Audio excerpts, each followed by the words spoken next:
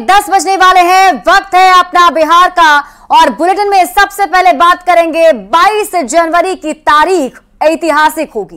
इस दिन अयोध्या के राम मंदिर में रामलला के प्राण प्रतिष्ठा समारोह का आयोजन है और इसके लिए अतिथियों को न्योता भेजा जा रहा है।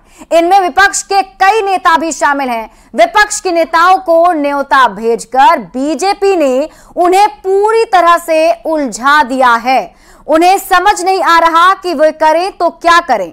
लोकसभा चुनाव 2024 से पहले बीजेपी राम मंदिर का पूरा श्रेय अपने खाते में लेगी। विपक्ष को इस बात का डर है। उसे पता है कि बीजेपी समारोह को इतना बड़ा और भव्य बनाएगी कि दुनिया देखेगी। विपक्ष के सामने दुविधा यह है कि वो आयोजन में जाने से मना करेगा तो फंसेगा, वहां जाएगा तो भी फंसेगा। यानी बीजेपी ने राम मंदिर के मुद्दे पर विपक्ष को पूरी तरह से धर्म संकट में डाल दिया है। विपक्ष के जिन नेताओं को निमंत्रण मिला है उनमें पूर्व कांग्रेस अध्यक्ष सोनिया गांधी, कांग्रेस अध्यक्ष मल्लिकार्जुन खड़गे, अधीर रंजन चौधरी, नीतीश कुमार, लालू प्रसाद यादव, सीताराम येचुरी सहित कई नाम शामिल हैं, जिसमें कई नेताओं ने निमंत्रण ठुकरा भी दिया है तो कई नेता असमंजस की स्थिति में हैं कि ऐसे में सवाल है कि क्या न्योता मिलने के बाद अयोध्या जाएंगे लालू नीतीश। अयोध्या में बन रहे प्रभु श्री राम के मंदिर में दर्शन के लिए श्री राम जन्मभूमि तीर्थ क्षेत्र ट्रस्ट की तरफ से निमंत्रण भेजने का काम चल रहा है और इसी क्रम में ट्रस्ट के सदस्य कामेश्वर चौपाल ने बिहार के मुख्यमंत्री नीतीश कुमार, लालू प्रसाद यादव और बिहार के राज्यपाल के साथ साथ बिहार के सभी लोगों को भी अयोध्या में प्राण प्रतिष्ठा में शामिल होने का निमंत्रण दिया है। अयोध्या में बन रहे प्रभु श्री राम के मंदिर से बुलावा बिहार तक आ गया है और देखिए तमाम लोग बुलावा लेकर के, हाथ में अक्षत है, राम जन्मभूमि की तस्वीर है, वो लेकर के पहुंचे हैं। अभी तक जो आमंत्रण आप लोग दे रहे हैं वो किन किन लोगों को दिया है और किन किन लोगों को देना है? क्योंकि 2 प्रकार के आमंत्रण है। एक 22 तारीख को जो प्राण प्रतिष्ठा का कार्यक्रम है उसके लिए संतों को और विशिष्ट लोग वहाँ जो यज्ञ में सम्मिलित होने वाले हैं उनका है और शेष 13 करोड़ परिवार को हम लोग देंगे, यानी कुल मिलाकर के 65 करोड़ लोगों को। तो ऐसे अक्षत हम लोग घर घर घूम के दे रहे हैं।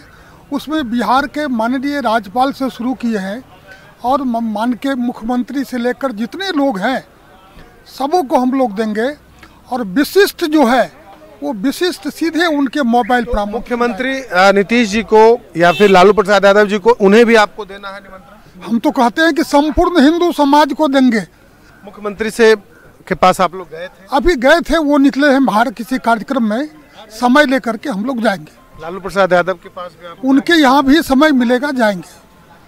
हमारे साथ आरएन सिंह हैं। आरएन सिंह जी, आपके हाथों में अक्षत है, ये अक्षत आप अयोध्या से लेकर आए हैं? जी, अयोध्या से लेकर आए और ये हम लोग इस रूप में हर एक आदमी को दे रहे हैं जो हमारे धर्म पर आस्था रखते हैं और जो हमको सहयोग किए हैं हमारे राम जन्मभूमि मंदिर के कार्य पे।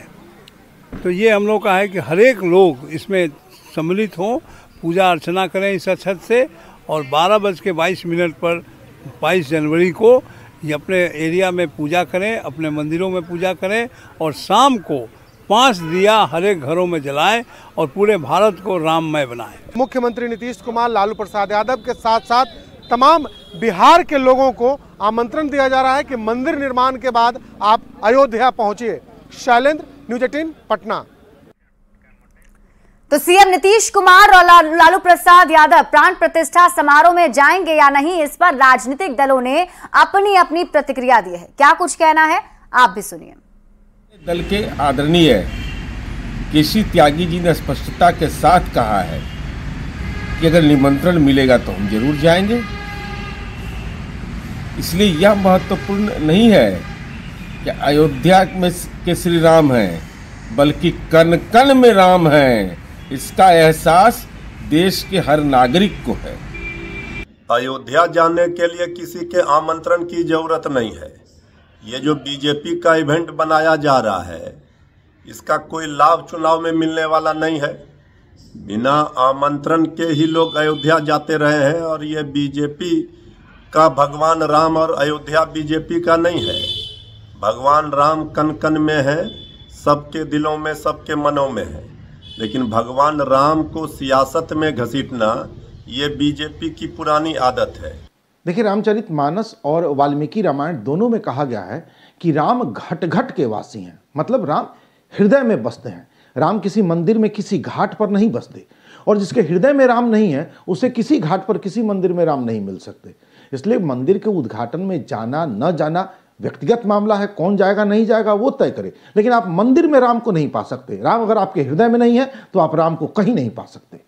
याद ये भी रखना चाहिए कि यही नीतीश कुमार जी जब एनडीए की पहली बार संरचना हुई थी तब राम मंदिर को विवादित मुद्दा कहा था और उसको उस एनडीए के कॉमन मिनिमम एजेंडे से बाहर रखा था। और ये लालू प्रसाद रोज अपने मंत्रियों और विधायकों से राम को गाली दिलवाते हैं, रामचरितमानस का पन्ना फड़वाते हैं। ये क्या जाएंगे राम के यहाँ? भगवान श्री राम मंदिर के ट्रस्ट के द्वारा सभी को निमंत्रण दिया जा रहा है, चाहे वो पक्ष के हो विपक्ष के हो, कोई भेदभाव नहीं किया जा रहा है, क्योंकि कोई यह एक राजनीतिक विषय है ही नहीं।